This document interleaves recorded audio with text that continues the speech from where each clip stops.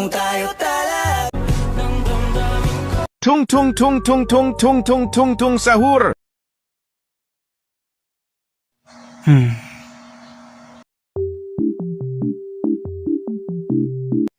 Bakasyon, where the student or even workers love. You know why? Kasi dito ka na magkakaroon ng free time, free from your school or you're even from your work. Pero nga dahil bakasyon ka, ang dami mong pwedeng gawin. Pwede ka mag-drawing para sa mga artist dyan na always unfinished ang kanilang artwork. O kaya naman magbabad ka sa online games. Choice din ang mag-workout, kaso nga lang stuck sa day 1. And so much more. Sa bakasyon, napaisip na ba kayo minsan na sa sobrang pwedeng gawin is di mo na alam yung gusto mong gawin, which lead to your bed rod, kung saan ibubuhos mo yung buong araw mo facing your device and scroll ka lang ng scroll for hour and hour.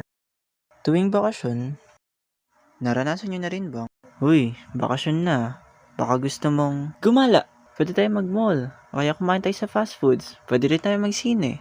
Kung gusto mong sumama, kaso,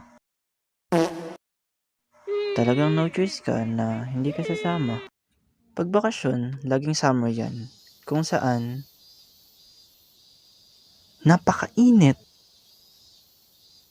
Yung kahit na nakatapat ka sa electric fan, wala, sunog ka pa din. Ramdam pa rin yung init. Wala eh. Ang init na binubuga ng electric fan. Kaya ang madalas sa bakasyon, laging may outing, swimming, or ano. Kaso minsan hanggang healing na lang. Yun yung masaklap. Talagang aray ko po.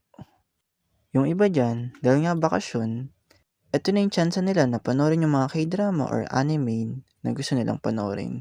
Minsan, buong araw yan hanggang madaling araw. Kaya naman, tuwing bakasyon, madalas tayong puyat.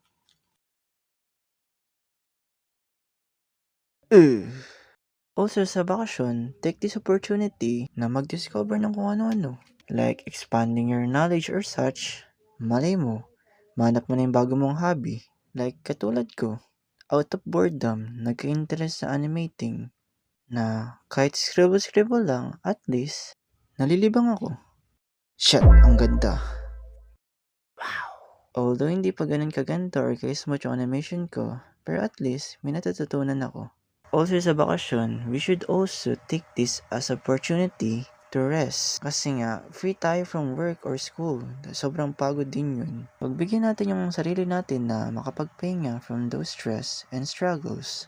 And that's all I can share for this animation. Alam ko hindi ganun kaayos tong animation na to, pero pagbigyan nyo akong bumawi sa susunod. Kasi during the process of animating this, may natututunan ako.